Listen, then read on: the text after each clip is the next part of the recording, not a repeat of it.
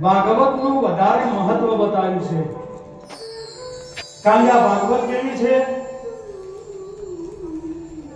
તો ભવ રોગોને મટાડનારી છે ભવ રોગોનો સંબંધ છે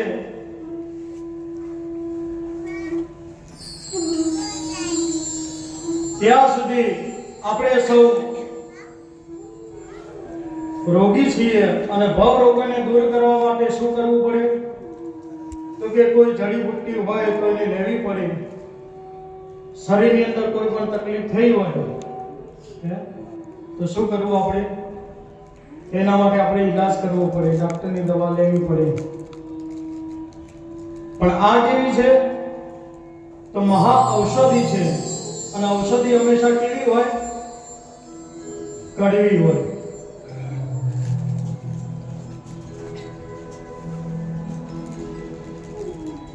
તો કડવી દવા આપણે પીએ એટલે આપણને શું થાય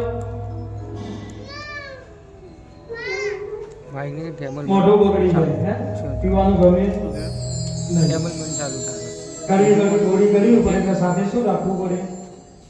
કંઈક રાખવું પડે ગોળ રાખવું પડે કે મુખવાસ રાખવું પડે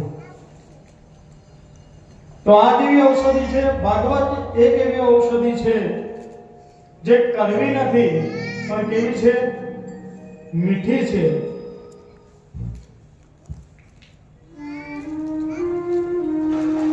પરીક્ષિતને પ્રશ્ન કરવામાં આવ્યો એટલે રાજા પરીક્ષિતે અભિપ્રાય આપ્યો હતો કે શ્રીમદ ભાગવત એ ભવ રોગોને હરવાવાળી ઔષધિ છે કડવી નથી પણ મીઠી છે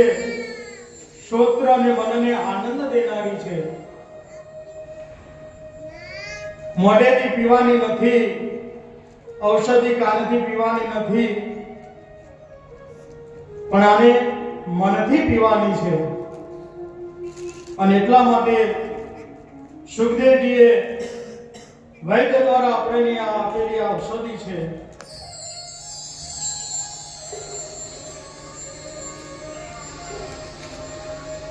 કદાપ્રેમે લક્ષણોમાં પ્રેમ અને રતિનો પદાર્થનો આનંદ થાય એમ જેમ આપણે